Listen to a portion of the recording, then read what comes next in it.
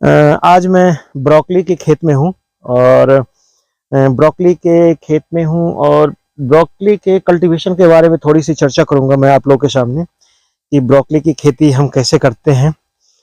Broccoli गोभी वर्गीय जितनी भी सब्जियां हैं उसी में एक जैसे हम फूल गोभी, बंद गोभी की बात करते हैं, गांठ गोभी है, उसी तरह से ये जो बहुत ही कॉमन है बंद गोभी, फूल गोभी, गांठ गोभी, उसी तरह से ब्रोकली आजकल बहुत कॉमन हो गया है। वैसे तो ये माना जाता है कि ये एक विदेशी सब्जी है। विदेशी का मतलब हो गया कि वो सब्जियां जो खास करके यूरोपियन कंट्री से यहाँ पर लाया गया, और चूंकि इसका टेस्ट बहुत ज़्यादा लोगों को डेवलप नहीं था, लेकिन अब इसकी खेती जो है वो एक, चूंकि इसकी न्यूट्रिशनल वैल्यू के बारे में लोगों को पता लग गया है, तो ये खेती आजकल बहुत सारे किसान कर रहे हैं और इसकी मार्केट वैल्यू भी बढ़ रही है। तो आज हम बात करेंगे ब्रोकली के बारे में। ये फूल गोभी से मिलता जुलता ही एक क्रॉप है। फूल गोभी की तरह ही इसके पत्ते हैं।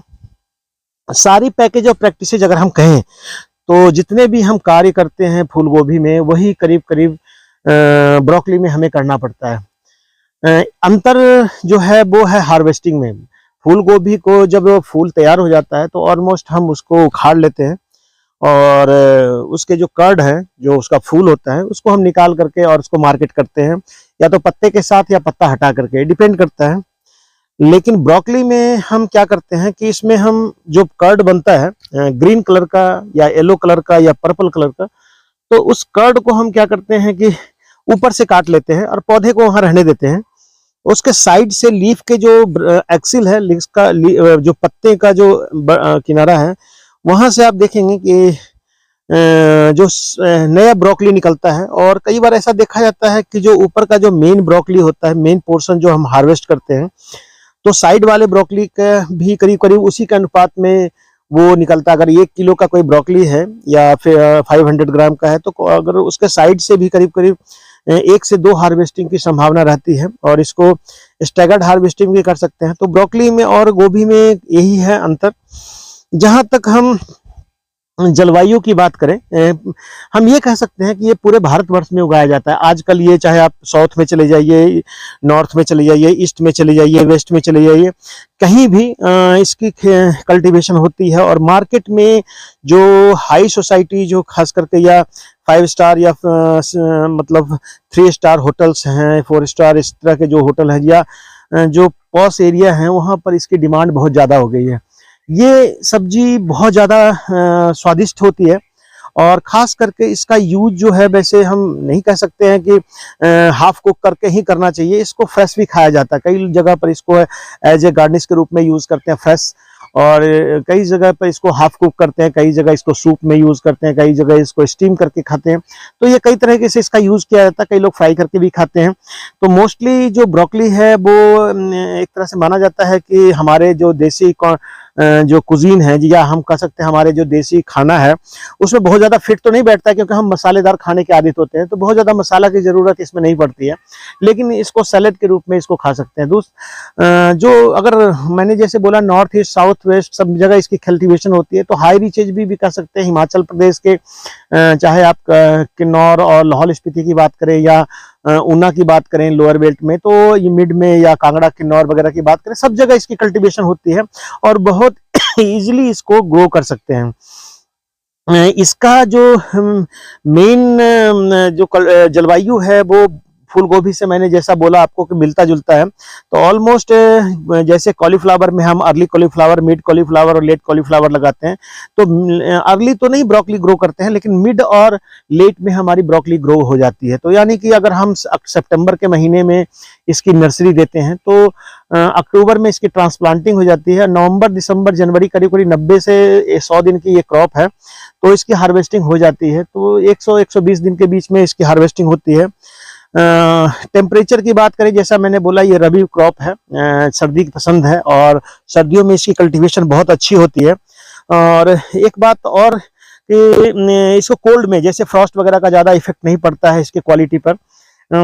जो इसका जलवायु के साथ में टेम्परेचर का, जैसे पाला गिरना हुआ या हल्की बारिश या कुछ भी, इस तरह का ज़्यादा इस पर इफेक्ट नहीं पड़ता है।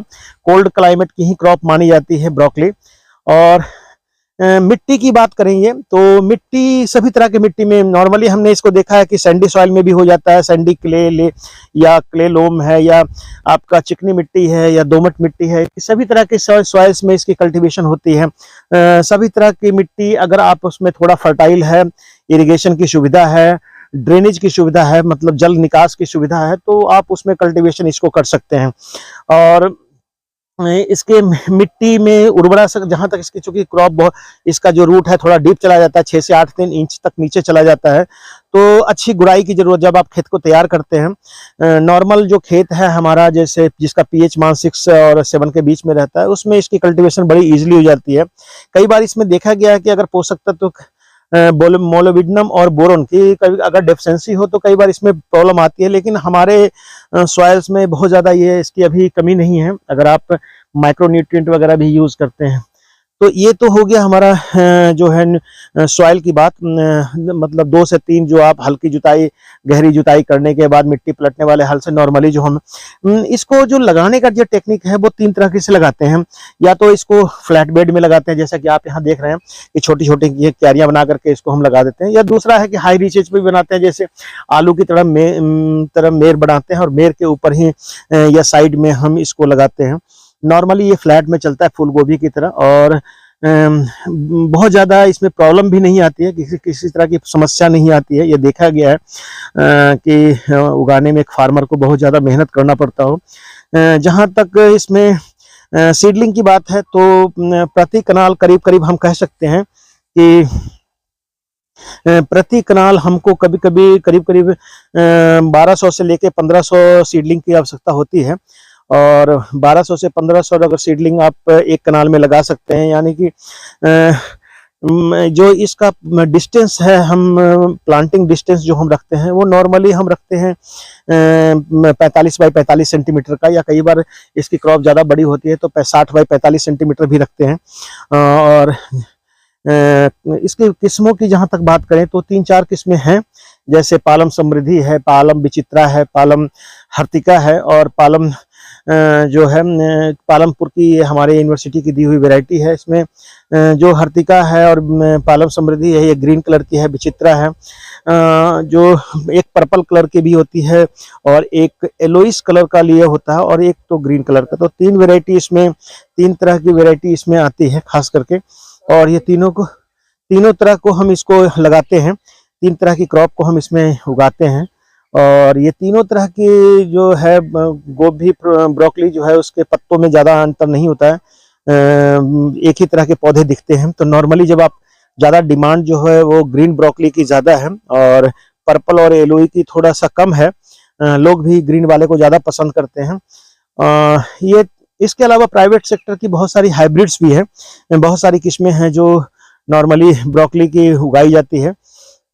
तो इसकी नर्सरी ग्रो करने के लिए आप फूल गोभी की तरह नर्सरी बीज जो है वही 15 से 20 ग्राम आप सीड अगर आप तो करते हैं तो कम से कम 1,500 से 2,000 पौधे तैयार हो जाते हैं। तो डिपेंड करता है कि आप नर्सरी की सोइंग कैसे करते हैं। लाइन में और बहुत अच्छी तरह से लाइन में सीड से सीड का बीच में डिस्टेंस करके अगर आप सोई करते हैं तो आप देखेंगे कि उसके बीच में जो गोभी की तरह पौधे तैयार होते हैं, और 20 से 25 दिन या 30 दिन के बाद ये ट्रांसप्लांटिंग लायक हो जाता है। इसको सीधी ट्रांसप्लांट कीजिए। फर्टिलाइजर की बात है, जहां तक नाइट्रोजन थोड़ा इसमें स्प्लिट में देना पड़ता है, यानी कि गुड़ाई जिस समय हम लगाते हैं उस समय भी नाइट्रोजन का प्रयोग होता है। वैसे लोग नॉर्मली 12-32-16 का प्रयोग लोग ज़्यादा करते हैं, और यही हमारे यहाँ मिलता भी है। तो 6 से 8 किलोग्राम या 10 किलोग्राम, 7-8 किलोग्राम प्रति कनाल के हिसाब से आप 12-32-16 खेत की तैयारी के समय आप इसमें मिला सकते हैं। मिलाने के बाद आप इसको लगाइए रीजेज बना करके या फ्लैट बेड में छोटी छोटी क्यारियां बना करके। एक चीज ध्यान रखना जरूरी है कि जब आप इसको लगाते हैं तो प्रॉपर डिस्टेंस पे लगाइए, कम से कम 45 बाई 45 सेंटीमीटर का जरूर मेंटेन कीजिए। ट्रांसप्लांटिंग शाम के समय करना चाहिए। और ब्रोकली की जो क्रॉप है नॉर्मली इसमें डिजीज बहुत कम आते हैं, इंसेक्ट की थोड़ी बहुत समस्या होती है। कई बार इसमें देखा गया है कि जो कैबेज बटरफ्लाई वगैरह आ जाता है, अदरवाइज बहुत ज़्यादा समस्या इसमें आती नहीं है। और ये क्रॉप चूंकि जेन्युइनली कह सकते हैं कि 90 दिन के बाद कभी भी हार्वेस्ट करने लायक हो सकता है अगर आपने अच्छी परवरिश इसकी की है। तो ब्रोकली का क्रॉप नॉर्मली हम देखते हैं कि उसी हिसाब से लोग लगाते हैं। और जैसा मार्केट में इसका डिमांड रहता है, मार्केट में अगर डिमांड ज़्यादा है तो लोग इसको इसका जो प्राइस अगर टैग की बात करें तो ये 60-70 रुपीज़ से लेकर के 200 रुपीज़ पर केजी तक भी बिक जाता है। तो ये ध्यान देना बहुत ज़रूरी है कि मार्केट में अगर ये डिमांड है तो इसको ज़रूर उगाइए। बहुत सारा बीमारी, जैसे मैंने बोला कि जब आप नर्सरी लगाते हैं तो हो सकता है कि उसमें डैम्पिंग ऑफ की समस्या आ जाए, तो उसके लिए ड्रेंचिंग वगैरह आपने करना है डायथेनियम 45 या बेविस्टीन से या रिडोमिल से। तो बाद में जो इसके लीफ के ऊपर का कोई इंसेक्टिसाइड, इंसेक्ट्स वगैरह का, अगर जैसे मैंने बोला कैबेज बटरफ्लाई या इस तरह की समस्या आती है, तो उस तरह से आप इसमें इसके ऊपर कोई स्प्रे कर सकते हैं आप इंसेक्टिसाइड का जो रिकमेंडेड है। नॉर्मली हम रोगर वगैरह का स्प्रे कर देते हैं शुरुआत में। ये ध्यान जरूर रखना चाहिए कि ज़्यादा हार्मफुल जो है इंसेक्टिसाइड या को नहीं स्प्रे करना चाहिए। उसका कारण ये है कि चूंकि हम इसको रॉ भी खाते हैं और कई बार हाफ बॉयल भी खाते हैं, तो बहुत ज़्यादा, और हार्वेस्टिंग से कितने दिन पहले हम इसको स्प्रे कर रहे हैं ये जरूर ध्यान रखना चाहिए, क्योंकि अगर खाने के बाद ये हो सकता है कि हमारे को इसका नुकसान भी हो। तो ये तो ब्रोकली की बात मैं आपको कर रहा था। ब्रोकली मैंने आपको कुछ टिप्स भी आपको बताने हैं कि ब्रोकली में मेन चीज़ है कि सॉइल फर्टाइल होना चाहिए, खरपतवार को नियंत्रित रखें आप, और मिट्टी जरूर चढ़ाएं 1 से 2 बार, गुड़ाई जरूर करें इसको, और गोबर की मात्रा ठीक ठाक, जैसे कहते हैं ना कि 10 से 15 क्विंटल पर कनाल के हिसाब से आप कम से कम गोबर, 1 ट्रॉली गोबर 1 कनाल में जरूर डालें आप। और इसको थोड़ा सा सिंचाई के ऊपर ध्यान रखें। बहुत ज़्यादा सिंचाई की आवश्यकता तो नहीं होती है, हल्की माइल्ड इरिगेशन या फ्रीक्वेंट इरिगेशन की आवश्यकता हो सकती है। और हार्वेस्टिंग के समय ध्यान ये रखना है कि जब ये फूल तैयार हो जाता है तो ये इसका जो बड है, जो कर्ड है, इसके ऊपर छोटे छोटे दाने दिखते हैं, और वो दाना जो है वो खुलना नहीं चाहिए। अगर वो खुल जाता है तो मार्केट वैल्यू इसकी थोड़ी कम होने लगती है, और बाद में अगर पूरी तरह से कहीं खुल गया तो बिल्कुल ही जीरो हो जाता है। तो वो ग्रीन कलर इंटैक्ट रहना चाहिए, वो किसी तरह से वो जिसको कहते हैं खुलना नहीं चाहिए फूल को। अगर फूल का एक एक बड जो अगर खुलना पीले रंग का दिखता है फूल, अगर वो दिखना शुरू हो जाए तो समझ लीजिए कि इसकी हार्वेस्टिंग एनी हाउ आप कर दीजिए। मार्केटिंग की जहाँ तक बात करें तो मार्केटिंग इसकी नॉर्मली ओपन क्रेट में करते हैं। कई बार इसको कार्टून बैग वगैरह में भी हम यूज़ ले जाते हैं, कार्टून बैग वगैरह में भी हम इसको पैकिंग करते हैं और डिस्टेंट मार्केट पर इसको भेज सकते हैं। सेल्फ लाइफ की बात तो नहीं कर सकते हैं कि 1 सप्ताह से तक, लेकिन यूज किया जा सकता है। अगर आपने प्रॉपर टाइम पे इसको हार्वेस्टिंग किया है तो 1 सप्ताह बहुत है, 1 सप्ताह तक आप इसको रख सकते हैं, और जैसे घर में आप स्टोर करके फ्रिज वगैरह में भी रख सकते हैं। ब्रोकली अपने आप में ऐसी क्रॉप है जिसका जो मेडिसिनल वैल्यू है बहुत ज़्यादा है। एंटी कार्सिनोजेनिक भी बोलते हैं कि अगर किसी को कैंसर है तो उसको बोला जाता है कि ये वाला वेजिटेबल जरा ज़्यादा खाए, और ऐसा माना जाता है कि इसके अंदर सल्फर भी होता है, कई सारे जो प्रोटीनियस भी है, कार्बोहाइड्रेट भी है, और मिनरल्स विटामिन एंड मिनरल्स तो होते ही होते हैं नॉर्मल वेजिटेबल्स में। और कलरफुल है, आप इसको घर में अच्छे देख खूबसूरत भी लगता है। अगर आप किचन गार्डन में इसको लगाते हैं तो ग्रीन कलर का, पर्पल कलर का और येलो कलर का, तो ये इसका सीड आसानी से मिल जाता है। कंचन करके है, पालम कंचन जो येलो कलर का है, और पालम विचित्रा है जो पर्पल कलर का है, हर्तिका है और समृद्धि है जो है वो ग्रीन कलर का है। और ये हमारे पालमपुर यूनिवर्सिटी में इसकी वो मिल जाएगी। घर में भी लोग अगर इस गार्डन में इसको उगाएं। नॉर्मली इसको खाने के लिए भी हम उसी को यूज़ करते हैं जो वेजिटेबल हम सलाद के रूप में यूज़ करते हैं। अगर विंटर में नॉर्मली सलाद के लिए हमारे पास मूली और गाजर ही होता है, तो इसके साथ को भी हम ये सलाद हम यूज कर सकते हैं। तो ये तो मैं आपको बोल रहा था ब्रोकली के बारे में। इसमें और कोई टिप्स तो बहुत ज़्यादा नहीं है। हाँ, टाइमली सोइंग जरूर कीजिए, और अगर आप चाहते हैं कि सर्दियों में इसकी 2 क्रॉप लगाएं तो सितंबर में लास्ट में या में आप इसकी ट्रांसप्लांटिंग सोइंग करिए। पहली ट्रांसप्लांटिंग सितंबर, अक्टूबर, नवंबर, दिसंबर में भी आप एक बार इसकी सोइंग कर सकते हैं, ट्रांसप्लांटिंग कर सकते हैं। तो आपको फरवरी मार्च में आपको एक क्रॉप मिल सकता है। बहुत अच्छी वेजिटेबल है ये, और स्पेशल केयर की ज़रूरत नहीं पड़ती है। ध्यान रखना है इसमें गुड़ाई निराई होनी चाहिए, प्रॉपर डिस्टेंस पे लगाएं, लाइनों में लगाएं, खाद और गोबर की मात्रा जरूर डालें। गहरी जुताई करे, खेत की क्यारियां बनाए, ज़्यादा पानी ना दें लेकिन मॉइस्चर चाहिए इसको। और बरस चूंकि सर्दियों में होता है तो कई बार तेला वगैरह का प्रकोप हो सकता है, तो उसके लिए मेटासिस्टॉक्स या मेलाथियोन वगैरह है, उन दवाइयों का प्रयोग कर सकते हैं। बहुत ज़्यादा अगर कोई इंसेक्टिसाइड है तो इमिडाक्लोरोपिड का भी प्रयोग किया जा सकता है अगर आपको लगता है कि कोई नुकसान। अन्यथा इसमें बहुत ज़्यादा प्रॉब्लम नहीं आती है इस क्रॉप में। और ये क्रॉप एक तरह से किसान के लिए, जितना जैसे कॉलीफ्लावर जो कई बार ऐसा रेट होता है कि 2 रुपये 4 रुपये 5 रुपये किलो भी किसान को बेचना पड़ जाता है, तो उस कंडीशन में मैं इसको कह सकता हूँ कि जब आप जहाँ आप फूलगोभी की खेती करते हैं वहाँ ब्रोकली की खेती भी कीजिए। हाँ, इतना जरूर ध्यान रखिए कि ब्रोकली अगर आपके क्षेत्र के लिए नया नहीं होना चाहिए। मार्केट में आप स्थिति देख लीजिए, कई बार इसका रेट बहुत बढ़िया मिल जाता है। 70-80 रुपये तो मैं नॉर्मल देख रहा हूँ कि आजकल इसका रेट रहता है। तो 70-80 रुपये किलो। थोड़ा कॉलीफ्लावर से जो इसका वजन होता है कर्ड का, वो हल्का होता है। जितना साइज का ये कॉलीफ्लावर होगा और जितना ही साइज का आपका ब्रोकली होगा, तो दोनों के बीच में आप देखेंगे कि अगर करीब डबल तो नहीं कर सकते हैं लेकिन 1/3 का जरूर अंतर होता है। अगर वो 1 किलो का है तो ये 750 ग्राम उतना ही साइज का देखने में लगेगा। थोड़ा हल्का होता है, न्यूट्रिशन पॉइंट ऑफ व्यू से बहुत अच्छा है। और तो किसान भाइयों, आज मैं आप लोगों को ब्रोकली के खेत में लेकर के आया था और ब्रोकली के पौधे मैं आपको दिखा रहा था कि अगर ये जहाँ कॉलीफ्लावर मतलब फूल गोभी बंद गोभी की खेती होती है, वहाँ पर बंद गोभी ब्रोकली को हम आसानी से लगा करके और अच्छा इनकम कमा सकते हैं। तो किसान भाइयों, आज मेरी बात ब्रोकली के खेतों में ही मैं आप लोग को इसीलिए लेकर के आया था कि ये सीजन जो है वो ब्रोकली का है और इसको हम एक्सोटिक वेजिटेबल भी कहते हैं, विदेशी सब्जी के नाम से भी जाना जाता है। तो अगली बार जब हम आएंगे तो हम दूसरे सब्जियों के बारे में बात करेंगे, खास करके फूल गोभी बंद गोभी के बारे में भी बात करेंगे।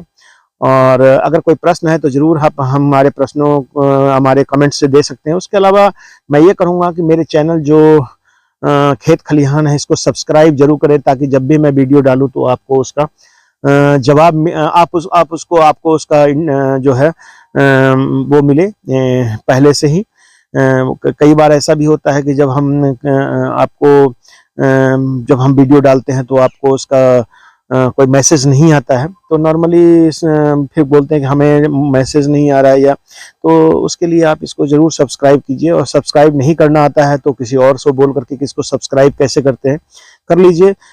हम आप ही के लिए वीडियो बनाते हैं। और बहुत बहुत धन्यवाद किसान भाइयों। मैं कोशिश करूँगा कि आपको कि ये जो खास करके खेत खलिहान जो हमारा चैनल है, इसमें और भी अधिक जानकारी दे सके। धन्यवाद।